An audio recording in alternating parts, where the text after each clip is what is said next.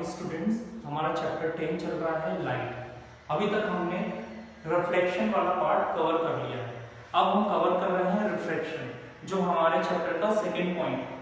इस चैप्टर में हमने देखा, इस चैप्टर के हमने सेकंड पार्ट में देखा कि रिफ्रैक्शन कब होता है, जब लाइट एक मीडियम से दूसरे मीडियम में पास होती है।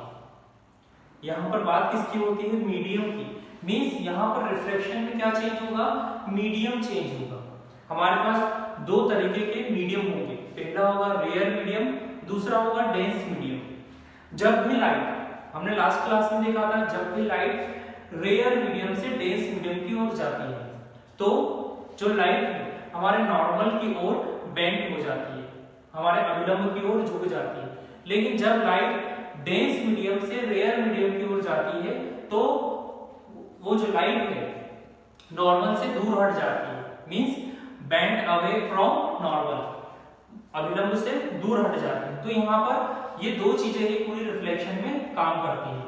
अब हम देखते हैं कि लॉ ऑफ रिफ्रैक्शन, आज हम बात करेंगे लॉज ऑफ रिफ्रैक्शन की। तो सबसे पहले लॉ ऑफ रिफ्रैक्शन में जानने से पहले हम देखते हैं ये हमारा जो फिगर है ये क्या है? ग्लास ट्यूब का बना हुआ है।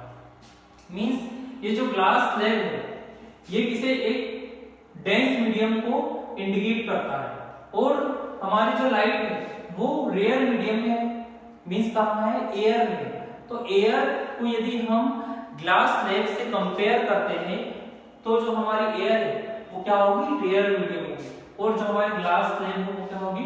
डेंस मीडियम होगी। अब हम सपोज करते हैं कि यहाँ पर एक रे इंसिडेंट हो रही है, मींस यहाँ पर क्या हो रही है? एक आपतित किरण आ रही है जो इस ग्लास स्लैब के प्लेन AB पर क्या हो रही है? इंसिडेंट हो रही है, आपतित हो रही है।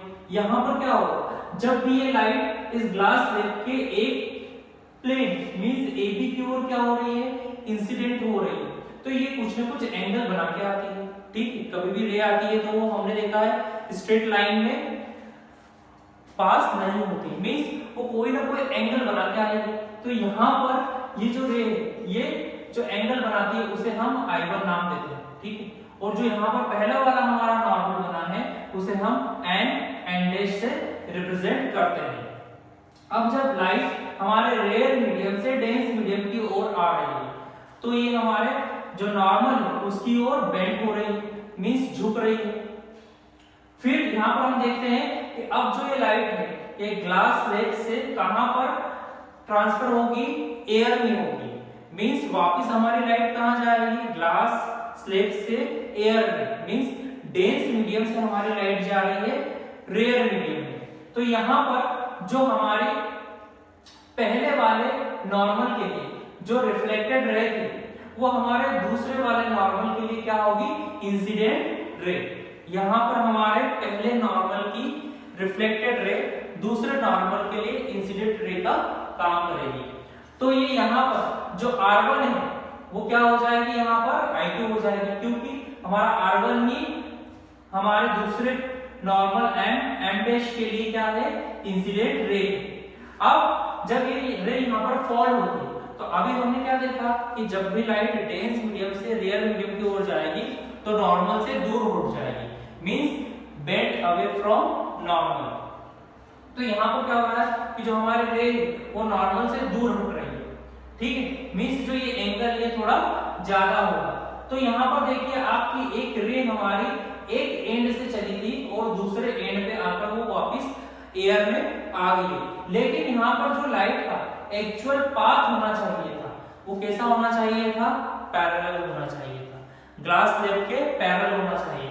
लेकिन यहाँ पर क्या हुआ है? सबसे पहले लाइट ने हमारे प्लेन AB में एंटर किया, फिर उसके बाद वो ग्लास स्लैब में पास हुई, उसके बाद वापस एयर में। तो यहाँ पर हम देखते हैं कि लाइट ने उसकी डायरेक्शन चेंज कर दी, मींस ट्रांसपेरेंट मीडियम में लाइट ने उसकी डायरेक्शन चेंज कर दी। एयर भी ट्रांसपेरेंट मीडियम है और ग्लास स्लैब भी ट्रांसपेरेंट मीडियम है, लेकिन यहाँ पर एयर क्या होगा? रेयर मीडियम होगा, और जो हमारी ग्लास स्लैब है वो डेंस मीडियम की होगी। तो ये जो डायरेक्शन जो चेंज करी है लाइट ने ट्रांसपेरेंट मीडियम में, तो इसी को हम रिफ्रैक्शन कहते हैं। तो आज हम देखते हैं कि लॉज ऑफ रिफ्रैक्शन, रिफ्रैक्शन के लॉ क्या क्या होते हैं। तो जो सबसे पहला लॉ ऑफ रिफ्रैक्शन है वो क्या कहता है, the incident ray, the reflected ray and the normal to the interface of two transparent media at the point of incidence all lies in the same plane. Means जो हमारी incident ray है, जो हमारी आपतित किरण है, द रिफ्लेक्टेड रे मींस परावर्तित किरण and the normal means अभिलंब, ये जो तीनों चीजें हैं to the interface of two transparent media. अब यहाँ पर हमारे टू ट्रांसपेरेंट मीडिया कौन कौन से हैं, पहला हमारा ट्रांसपेरेंट मीडिया है एयर और दूसरा ट्रांसपेरेंट मीडिया है glass slab. At the point of incidence, जहां पर ये आपतित होते हैं, all lies in the same plane. तो ये सारी जो इंसिडेंट रे, रिफ्लेक्टेड रे और नॉर्मल है वो सभी एक ही प्लेन पर सिचुएटेड होते हैं या कहें प्रेजेंट होते हैं। अब दूसरा लॉ क्या कहता है, the ratio of sine of incidence to the sine of angle of refraction is constant. यहां पर जो हमारा इंसिडेंट एंगल है और रिफ्लेक्टेड रे का एंगल है उसका हमने क्या दिया है, साइन दिया है। तो इस साइन की वैल्यू क्या होती है, कांस्टेंट के बराबर होती है। यहां पर हमने किसका रेशियो लिया, साइन आई का रेशियो लिया और साइन आर का रेशियो लिया। जब भी हम यहाँ पर sine I upon sine R लेंगे तो इसकी वैल्यू क्या होगी, कांस्टेंट होगी। इसी लॉ को हम जानते हैं स्नेल्स लॉ को, इसे क्या कहा जाता है, स्नेल्स लॉ ऑफ रिफ्रैक्शन। इसमें स्नेल ने क्या बताया था कि the ratio of sine of incident, यदि हम इंसिडेंट रे का साइन लेके उसका क्या लेते हैं, रेशियो लेते हैं to the sine of angle of refraction is constant. यहां पर sine I upon sine are ये इक्वल किसके होंगे, कांस्टेंट के इक्वल होंगे। इसे हम स्नेल लॉ कहेंगे। अब हमारा जो नेक्स्ट टॉपिक है वो है द रिफ्रैक्टिव इंडेक्स।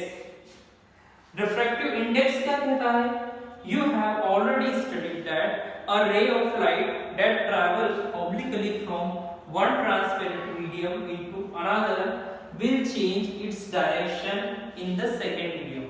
जैसा कि हम सभी जानते हैं कि जब भी कोई लाइट एक ट्रांसपेरेंट मीडियम से ऑब्लिकली आ रही है और दूसरे मीडियम में जा रही है तो वो क्या होता है, लाइट अपना डायरेक्शन चेंज कर लेती है।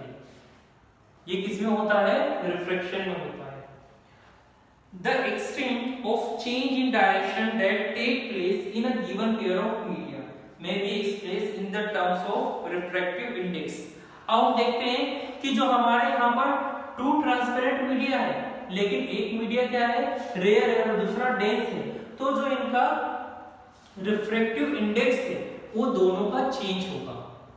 दोनों के रिफ्रैक्टिव इंडेक्स के चेंज होने के कारण ही यहाँ पर क्या हो रहा है, रिफ्रैक्शन हो रहा है। क्योंकि यदि लाइट एक मीडियम से दूसरे मीडियम में जा रही है तो उसे पैरेलल ही जाना चाहिए, लेकिन यहाँ क्या हो रहा है, लाइट एक्चुअल में स्ट्रेट मोशन नहीं दिखा रही है। मींस क्या हो रहा है, उसकी डायरेक्शन में चेंज हो रहा है। तो ये किसकी वजह से हो रहा है, मीडियम चेंज होने की वजह से। और मीडियम चेंज हो रहा है मींस इनका रिफ्रैक्टिव इंडेक्स की वैल्यू चेंज है, इसी कारण लाइट की डायरेक्शन में चेंज होगा। अब हम रिफ्रैक्टिव इंडेक्स को देख सकते हैं। यहां पर हम पहला रिफ्रैक्टिव इंडेक्स लेते हैं जिसे हम N21 कहते हैं। मींस हमारी लाइट सेकेंड मीडियम से कहां जा रही है, फर्स्ट मीडियम में जा रही है। तो यहां पर क्या होगा, speed of light in medium first. यहां पर क्या होगा, हमारी स्पीड